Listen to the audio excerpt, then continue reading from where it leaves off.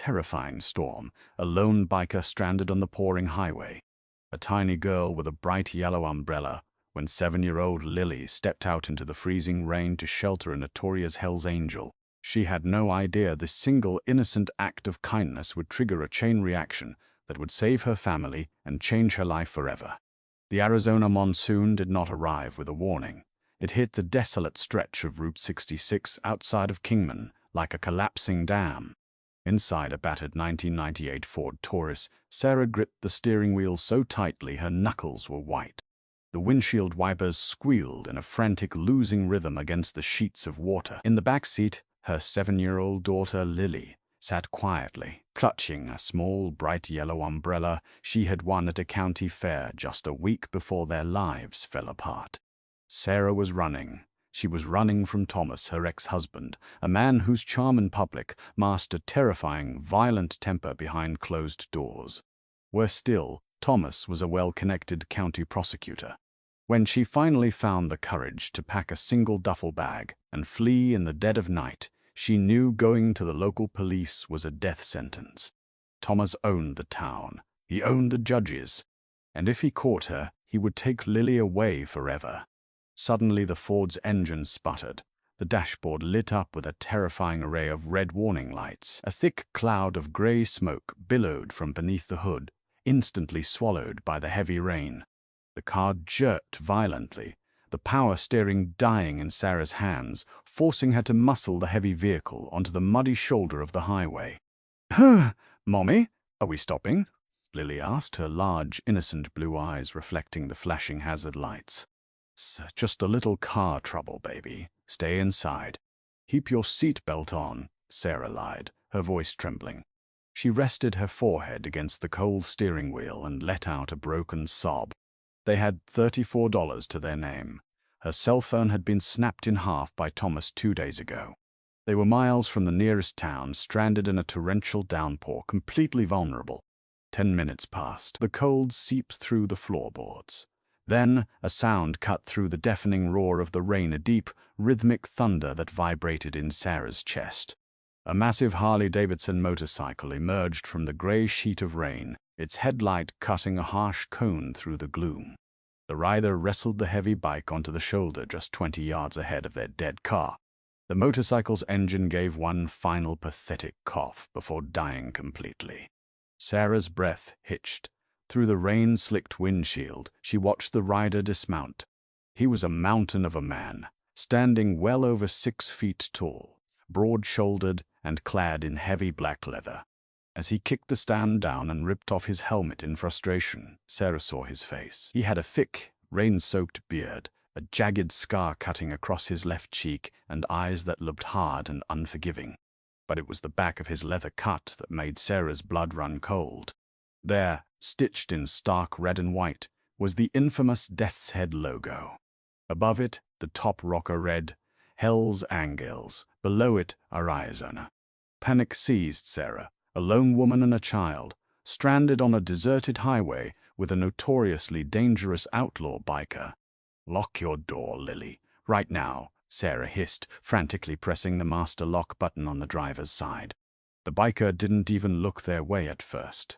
He kicked his front tire, cursing loudly enough that Sarah could hear him over the storm. He looked soaked to the bone, water pouring off his leather vest, shivering as the desert temperature plummeted. Before Sarah could comprehend what was happening, she heard the loud click of the rear passenger door unlocking. "Lily, no!" Sarah screamed, lunging over the center console. But she was too late. Lily had pushed the heavy door open and stepped out into the freezing rain, her little boots sinking into the mud. With both hands, she pushed the button on her bright yellow umbrella. It popped open like a vibrant sunflower in a monochrome world of gray and black. The massive biker froze as he heard the splashing footsteps behind him. He turned slowly, his heavy boots squelching in the mud, his fists clenched as if expecting an ambush. Instead, he looked down, way down. Lily stood there, water splashing against her ankles, stretching her arms as high as they could go to hold the yellow umbrella over the giant man's head. "You looked cold, mister," Lily said, a sweet, high-pitched voice carrying perfectly through the rain. "My mummy says getting rained on makes you sick," Jax Miller stared at the little girl in absolute stunned silence. He was the sergeant-at-arms for his chapter, a man who had spent 20 years navigating a brutal underworld. People crossed the street when they saw him. Grown men looked away from his gaze. Yet here was a tiny child, unflinching, offering him the only shelter she had. A complex emotion flashed across Jack's hardened face. He knelt down slowly, the joints of his knees popping, bringing himself down to eye level with Lily. Under the small canopy of the yellow umbrella, the rain stopped beating against his face. "You shouldn't be out here, little bird," Jax rumbled, his voice gravelly but surprisingly gentle. "It's dangerous." Sarah burst out of the car, sprinting through the rain without a jacket. "Get away from her," she shrieked, grabbing Lily by the shoulders and pulling her back so forcefully the umbrella tumbled to the muddy ground. Sarah positioned herself between her daughter and the biker, her chest heaving, terrified but ready to fight to the death. "Please, we don't have any money. Just leave us alone." Jack slowly picked up the muddy yellow umbrella. He stood up to his full, imposing height. He looked at Sarah, taking in her bruised cheek a parting gift from Thomas that hadn't fully faded, and the sheer, feral terror in her eyes. He recognized that look. He had seen it 1,000 times, and it stirred a deep, dark anger inside him, but not toward her. "I ain't looking for your money, lady," Jack said, handing the umbrella back to Lily. "Your alternator belt snapped. Smelled the burned rubber when I pulled up." Jax walked past a shaking Sarah, completely ignoring her defensive posture, and popped the hood of the Ford. He leaned over the engine compartment, rain pouring off his back. Reaching into a leather tool roll strapped to his belt, he pulled out a thick, heavy-duty zip tie and a wrench. "Got a temporary fix. It'll hold for about 50 miles. Enough to get you to Flagstaff." Sarah stood frozen in the rain, clutching Lily. "Why? Why are you helping us? What about your bike?" Jax didn't look up from the engine. "My stator is fried. Bike ain't moving until I get a trailer out here, but I can get your junker running." He finished tightening a bolt and slammed the hood shut, wiping grease onto his jeans. He looked down at Lily, who was peering at him from behind her mother's legs. "Nobody should be stuck out here," Jack said quietly, his eyes lingering on Sarah's bruised cheek for a fraction of a second. "Especially not little girls with yellow umbrellas. Now get in the car and turn the key." Sarah scrambled into the driver's seat. She turned the ignition. The engine coughed, sputtered, and roared to life. Relief washed over her so intensely she almost threw up. She rolled down the window. Jax was already walking back to his dead motorcycle, pulling a flip phone from his leather vest to call for a tow. "Thank you," Sarah yelled over the engine. Jax didn't turn around. He just raised one massive leather-gloved hand in the air. Sarah put the car in drive and pulled away, checking her rearview mirror. The menacing Hell's Angel grew smaller and smaller until he was swallowed by the rain. She thought that was the end of it, a bizarre, terrifying, and ultimately miraculous encounter on the highway. She had no idea that Jackson Miller wasn't just fixing her car. While he was under the hood, Jax had noticed something terrifying, a small, blinking, magnetic GPS tracker hidden deep behind the grille, and he hadn't removed it. Sarah drove the sputtering Ford Taurus straight to the outskirts of Flagstaff, pulling into the parking lot of the Starlight Motel. It was a rundown, neon-lit dive where questions weren't asked as long as you paid in cash. She handed over $25 of her remaining $34 for a single night. Inside the cramped, musty room, Sarah locked the deadbolt, fastened the chain, and jammed a wooden chair under the doorknob. She drew the thick, nicotine-stained curtains shut. Lily, exhausted from the ordeal, curled up on the scratchy bedspread and fell asleep almost instantly, the yellow umbrella resting on the nightstand beside her. Sarah sat on the edge of the bathtub, staring at her reflection in the cracked mirror. She was terrified. Flagstaff was big enough to hide in for a day or two, but Thomas had the resources of a county prosecutor's office. He could access traffic cameras, toll records, and credit card histories, though she hadn't used her cards. Still, a creeping paranoia crawled up her spine. She felt like a hunted animal. Hours passed. The rain outside eventually slowed to a miserable drizzle. Around 2 a.m., The silence of the motel room was shattered by a sound that made Sarah's heart stop. Crunch, crunch, crunch. Heavy footsteps on the gravel walkway directly outside their door. Sarah held her breath. She crept to the window and peeled back a tiny fraction of the curtain. Standing beneath the flickering neon light were three men. They weren't police officers. They were wearing dark, tactical jackets. And the man in the center, a thick-necked enforcer named Brody, who worked as Thomas's personal fixer, was holding a tablet. Thomas had found them. Bang! Bang! Bang! The door rattled violently against the frame. "Sarah! Open the damn door!" Brody's muffled voice barked from outside. "Thomas wants his kid back. You make this hard, and we're gonna drag you out by your hair." Sarah flew back from the window, her hands clamped over her mouth to stifle a scream. Lily jolted awake, crying out in confusion. Sarah rushed to the bed, pulling her daughter into her chest, backing into the furthest corner of the room. "Mommy, who is it?" Lily cried. "Shh, baby, stay quiet," Sarah whispered frantically, looking around for a weapon. She grabbed the heavy ceramic base of the bedside lamp. Crash! Brody kicked the door. The wood splintered around the deadbolt. The chair, wedged under the knob, groaned under the pressure. One more kick, and they would be inside. Sarah closed her eyes, silently praying for a miracle she knew wouldn't come. Suddenly, a sound interrupted the assault. It started as a low rumble in the distance, a vibration that shook the thin glass of the motel window. Within seconds, the rumble escalated into a deafening roar. It sounded like an earthquake, an avalanche of metal and fire tearing through the quiet Flagstaff night. Outside the door, Brody stopped kicking. "What the hell is that?" Sarah heard one of the goons say. Sarah slowly lowered the lamp and crept back to the window, peeking through the slit in the curtain. Pouring into the Starlight Motel parking lot were motorcycles. Not one or two, but at least 20 massive Harley-Davidsons, their headlights cutting through the dark, their straight-pipe exhausts screaming like dragons. They swarmed the lot, completely blocking off the exit, circling Brody's black SUV, and finally coming to a stop in a tight, intimidating semicircle directly behind Thomas's men. The engines shut off simultaneously. The sudden silence was heavier and more terrifying than the noise. 20 men stepped off their bikes. They were giants in heavy leather, chains clinking against their boots.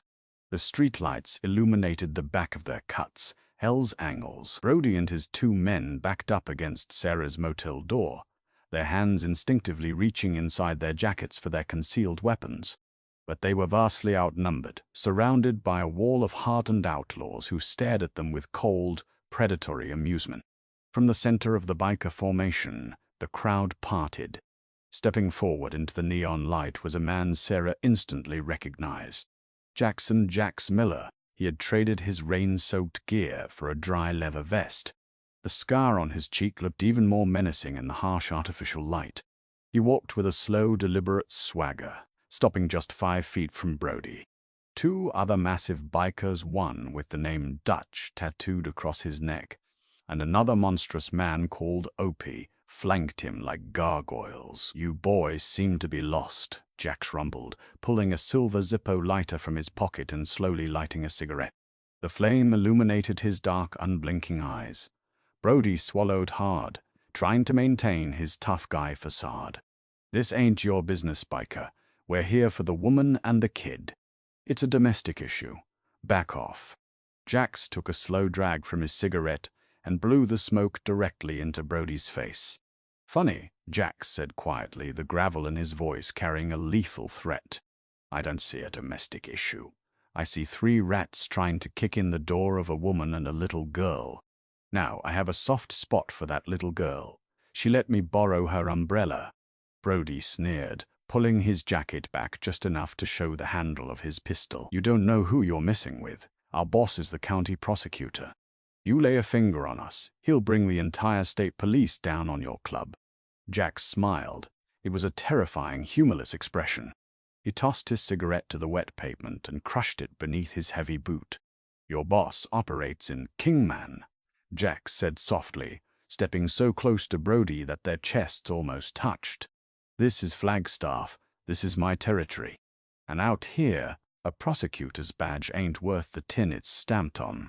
Out here, we are the law. Jax reached into his pocket and pulled out the small black magnetic GPS tracker he had found on Sarah's car. He held it up between his thick fingers. I found this behind the Taurus's radiator grill. I figured if I left it there, the rats would eventually come looking for the cheese. Saved me the trouble of hunting you down. Brody's eyes widened in realization. The biker hadn't just accidentally stumbled upon them. He had laid a trap.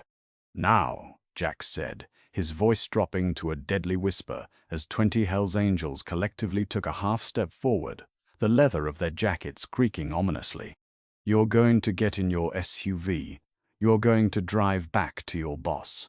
And you are going to tell him that Sarah and Lily are under the protection of the Arizona charter of the Hells Angels Motorcycle Club. If he looks for her, if he sends someone else for her, or if he even breathes her name, I will personally ride down to Kingman and burn his entire world to ashes. Do we understand each other? Brody looked at Jax, then at the sea of hardened, violent men surrounding him. The math was simple, and it was entirely against him. He slowly took his hand off his weapon. "We're leaving," Brody muttered, his voice shaking. "Good," Dutch chimed in from Jax's right, cracking his massive knuckles. "Run along." The three goons practically shoved each other out of the way to get to their SUV. They peeled out of the parking lot, the tires squealing, leaving a trail of exhaust in their wake. Inside the room, Sarah fell to her knees, weeping in pure disbelief and relief. A moment later, there was a gentle, polite knock at her splintered door. "Ma'am," Jax's voice called out, completely devoid of the menace he had just shown the men outside. "It's Jackson, the guy from the highway. You can open the door. You're safe now." Sarah stood up on shaking legs, pulled the chair away, and undid the chain. She opened the door. Jax stood there, his giant frame blocking out the neon lights, looking down at her with a profound, solemn respect. "Pack your things," Jax said gently. "This motel ain't safe anymore. We've got a clubhouse on the edge of town with a secure room. You and the little bird are staying with us tonight. Tomorrow, we help you disappear." The Hells Angels Flagstaff Clubhouse was a cinder-block fortress hidden behind a towering perimeter of corrugated steel and razor wire. To the outside world, it was an intimidating stronghold of outlaws. But as Sarah carried a sleeping Lily through the heavy steel doors that night, it felt like the safest place on earth. Inside, the environment was a stark contrast to the brutal exterior. The main room was massive, lined with worn leather couches, a massive oak bar, and a sprawling pool table. But as Jax led them down a quiet hallway to a designated guest room, the absolute silence and respect from the other club members were palpable. Not a single man spoke out of turn. They merely nodded at Sarah, their eyes lowered in quiet deference. When Sarah awoke the next morning, the smell of brewing coffee and frying bacon drifted through the walls. She walked into the main hall to find a sight she would never forget, her 7-year-old daughter Lily, sitting at the bar on a high stool. Beside her stood a terrifyingly large biker with a braided beard and tattoos crawling up his neck. He was wearing a pink floral apron over his leather cut, carefully flipping pancakes onto Lily's plate. "Morning," Jack said, stepping out from a back office. He held 2 mugs of black coffee, handing one to Sarah. He nodded toward the giant at the stove. "That's Tiny. Best cook in the charter. Your little bird hasn't completely wrapped around her finger." Sarah managed a weak, exhausted smile, wrapping both hands around the warm mug. "I don't know how I can ever repay you, Jackson. For the motel, for this. But we can't stay. Thomas will use the police to raid this place. I won't put your club in danger." Jax's expression hardened. He gestured for her to follow him back into the office, shutting the heavy wooden door behind them to muffle the sounds of the clubhouse. He sat behind a large steel desk, resting his elbows on the surface, steepling his scarred fingers. "Sarah, let me explain the reality of the situation," Jax said, his voice a low, serious rumble. Brody and his goons ran back to Kingman with their tails between their legs, but Thomas won't stop. He's a prosecutor with too much pride and too many resources. If you run, you'll be looking over your shoulder for the rest of your life. Lily will never have a normal childhood. Running isn't living. Tears welled in Sarah's eyes. Then what do I do? He owns the judges, he has the police in his pocket. He's untouchable. Jax leaned back in his chair, a slow, calculated look crossing his eyes. Nobody is untouchable. In my world, the louder a man screams about the law, the dirtier his own hands are. A guy like Thomas, a prosecutor who employs muscle like Rhodey, doesn't just prosecute criminals. He does business with them. You lived with him. What did he hide? Sarah blinked, her mind racing back to the nightmare of her marriage. The locked doors, the hushed aggressive phone calls in the middle of the night, the sudden influxes of cash. The safe, Sarah whispered, her eyes widening. He has a biometric safe in his home office, bolted to the floorboards under his desk. He never let me near it, but one night he came home drunk. He was bragging about how he had the local cartel by the throat. He called it his insurance policy, a red leather ledger. A dangerous, predatory smile slowly spread across Jax's face. A dirty prosecutor keeping a blackmail ledger on the Sonora syndicate. Well, that's not just insurance, Sarah. That's a death warrant if it ever falls into the wrong hands. Jax stood up, suddenly vibrating with a terrifying, focused energy. He walked to the door and opened it, bellowing out into the main hall. "Dutch, OP. Get in here. Call the crew. We're going for a ride." Jax looked back at Sarah, his eyes burning with absolute certainty. "You and Lily stay right here. Eat some pancakes. Let us handle the legal work." At exactly 2 p.m. the following day, Thomas pulled his sleek silver Mercedes into the underground parking garage of the Kingman County Courthouse. He was furious. Brody's failure in Flagstaff had been a massive embarrassment, and Thomas had spent the last 48 hours drafting fake warrants to legally seize his ex-wife. As he stepped out of his car, the fluorescent lights in the parking garage flickered and died. Thomas froze. The deep, echoing silence of the concrete structure was suddenly broken by the heavy clack of boots against pavement. From the shadows, 3 massive figures emerged. "Prosecutor," a deep, gravelly voice echoed. Jackson Miller stepped into the dim light of an emergency exit sign. Dutch and Opie flanked him, blocking the only path to the elevators. Thomas's heart hammered against his ribs, but he forced a sneer, puffing out his chest. "You're the biker from Flagstaff. You've got a lot of nerve showing up here. Do you have any idea how much prison time I can bury you under for trespassing and threatening an officer of the court?" "Save the courtroom theatrics, Tommy," Jack said calmly, continuing his slow, measured approach until he was just an arm's length away. "I didn't come here to threaten you. I came here to deliver some mail." Jax reached inside his leather cut and pulled out a thick red leather ledger. All the blood instantly drained from Thomas's face. He stumbled backward, his back hitting the hood of his Mercedes. How did you get that?" "My house has a state-of-the-art security system." "Security systems keep out thieves," Dutch chimed in with a dark chuckle. "They don't keep out ghosts." Jax tossed the heavy red ledger into the air and caught it, tapping it thoughtfully against his chin. "You kept a very detailed record of the bribes you took from the Sonora syndicate, Thomas. Dates, offshore account numbers, the names of the witnesses you made disappear for them. You thought it made you powerful, but it just made you a target." Thomas was sweating profusely, his hands trembling. "What do you want?" "Money." "I have money. Name your price." "My price is paper," Jack said, his voice dropping all trace of amusement, turning cold and lethal as a winter storm. He pulled a folded legal document from his back pocket and slammed it onto the hood of the Mercedes, right next to Thomas's trembling hand. It was a complete relinquishment of parental rights and a full confession of domestic abuse, pre-notarized by an associate of the club. "You are going to sign this," Jax commanded softly. "You are going to grant Sarah full, uncontested custody. You are going to transfer the deed of your house and half your liquid assets into an untraceable trust in Lily's name.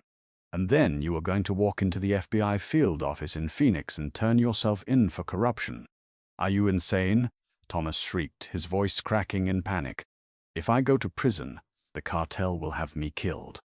If I give the FBI that ledger, I'm a dead man." Jax leaned in, his imposing frame casting a dark shadow over the broken prosecutor. If you don't sign those papers in the next 10 seconds, I will personally drive this ledger down to the Sonora Cartel's compound in Nogales. I will hand it to their boss, and I will tell him exactly where you sleep. The FBI will put you in a solitary cell. The cartel will put you in a wood chipper." Jax pulled a silver pen from his pocket and clicked it. He held it out. "Choose your ending, Tommy." The silence in the garage was deafening. Thomas looked at the heartened faces of the Hells Angels, realizing with absolute clarity that they were not bluffing. He had spent his entire career bullying the weak, and now he was standing before the wolves. With shaking, sweaty fingers, Thomas took the pen. He signed his name on every dotted line, legally erasing himself from Sarah and Lily's lives forever. Jax snatched the papers back, folding them neatly. He tossed the red ledger onto Thomas's chest. "Have a nice trip to Phoenix. Don't stop for gas." 3 days later, the news broke across Arizona. A high-profile Kingman prosecutor had surrendered to federal authorities in a sweeping corruption scandal. Back in Flagstaff, Sarah stood on the porch of a beautiful, modest rental house paid for in full for the next 5 years by an anonymous trust. The sun was shining brightly over the mountains. A massive Harley-Davidson rumbled up the driveway, coming to a gentle stop. Jax kicked the stand down and walked up the steps. He handed Sarah a thick manila envelope containing the finalized custody and financial documents. She took them, tears of immense gratitude spilling down her cheeks. She threw her arms around the giant biker, hugging him fiercely. Jax stiffened for a second before gently patting her back. "Uncle Jax!" Lily came running out of the front door wearing her little boots. She launched herself at Jax's legs, hugging his knees. Jax chuckled, a warm, genuine sound. He knelt down, pulling something from his saddlebag. It was the bright yellow umbrella, cleaned of all the highway mud, looking brand new. "You left this at the clubhouse, little bird," Jax said, handing it to her. "But unreffic, a simple is over." Lily beamed, taking the umbrella. "Thank you for fixing our car, Uncle Jax, and for fixing the bad men." Jax stood up, tipping his sunglasses down slightly as he looked at Sarah one last time. "You ever need anything, the Arizona Charter is a phone call away. Your family now." He turned, swung his leg over his bike, and fired up the engine. As he rode off down the sunlit street, the roar of the Harley didn't sound like a threat anymore. To Sarah and Lily, it sounded exactly like a guardian angel. Did this incredible story of a tiny yellow umbrella and an unexpected brotherhood touch your heart? Sometimes the greatest heroes ride on 2 wheels, hiding behind leather and scars. Hit that like button, share this video with your friends, and don't forget to subscribe for more amazing real-life stories of courage and kindness. Leave a comment below. What would you have done in Sarah's shoes?